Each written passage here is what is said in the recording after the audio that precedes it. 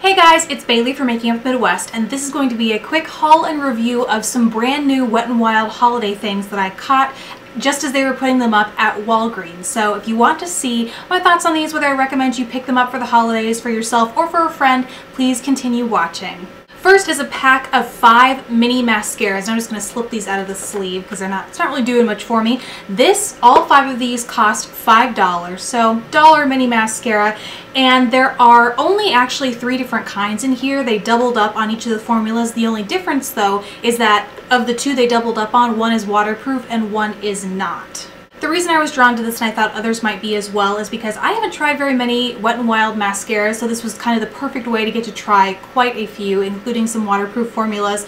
But what I found is that there really wasn't a variety in the kind of wand. The formulas are very slightly different, but you can see I have a comparison of eyes before and after using some of the formulas, and even I used different formulas on 2 different eyes, and I have a side-by-side of those. I didn't notice a huge difference. So granted, that wasn't using all of the mascaras, but when 2 of them look very, very similar, it's kind of like you're getting a bunch of the same mascara, which isn't a bad thing if you like what they do for your lashes, but I personally didn't notice either the Mega Plump or the Mega Length doing a ton on my lashes. So if you are wanting to get a sampler for yourself, this is a good deal. I mean, $5 to get 5 mini travel sizes. They're great to throw in your bag if you need a super cheap, something to touch up during the day or travel over the weekend. It's not a bad option, but it's not a must-have from his collection if you ask me. Up next is a collection of 5 Color Icon eyeliners, and these are much like all of the Wet n Wild eyeliners. I think they're all wooden.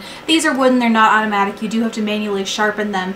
And one issue I found with them in the past is that doesn't make them wear as easily or well on the waterline. It makes them prone to being a little dry and tuggy when you apply them. But I looked at this shade range, and you get a black, a teal, a bright blue, a bright pink, and a purple, and I just thought if these do work, this will be a stellar set. So I had to give this a go. It actually is very reminiscent to me of like those Urban Decay holiday sets. Obviously, I'm not expecting it to be anywhere near that, but I thought, what are the odds it could actually be a really good eyeliner pencil set from Wet n Wild.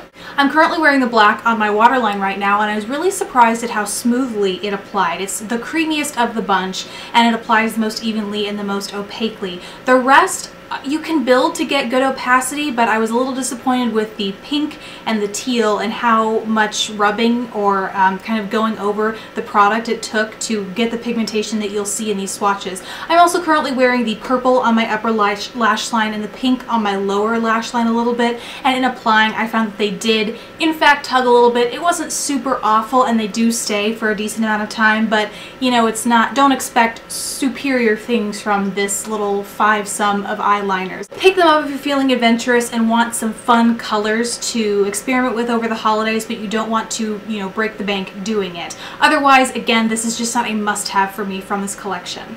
Next, this is my favorite set from the holiday bunch. It is a brush set. I have never tried brushes from Wet n Wild. These are actually from the Fergie collection. They have the Fergie emblem on them, so I don't know if these will be permanent or if it's a temporary holiday thing, but I thought I would snatch it up. These were $10, I believe.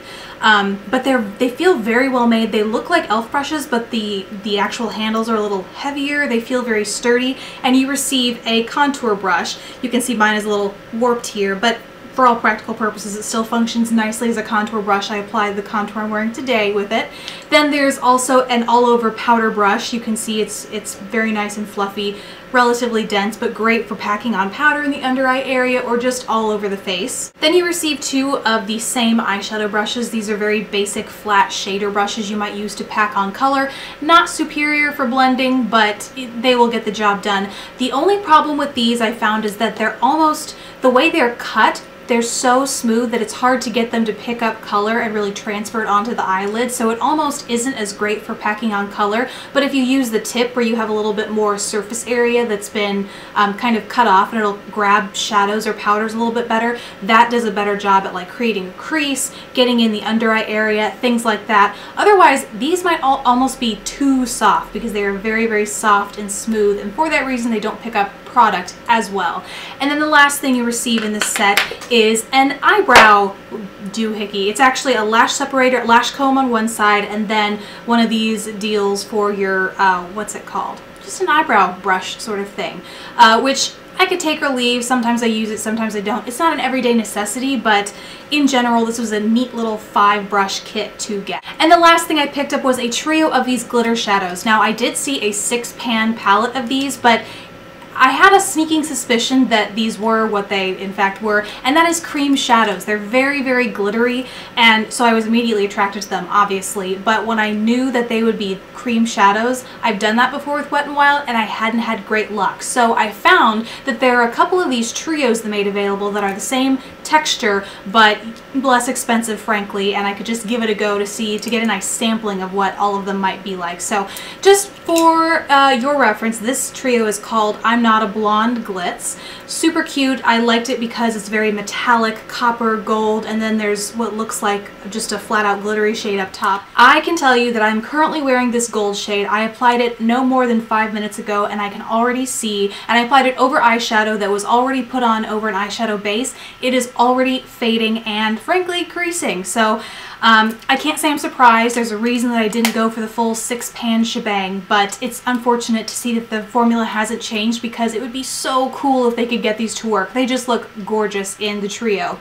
Overall, I don't recommend this unless you are very into that glossy lidded look because these don't dry down. So I notice if you have any creasing or folding in your eye, you're going to notice it when you blink. Your eyelids will kind of stick. So that's unappealing to me. I don't know if that is for you, but just so you know.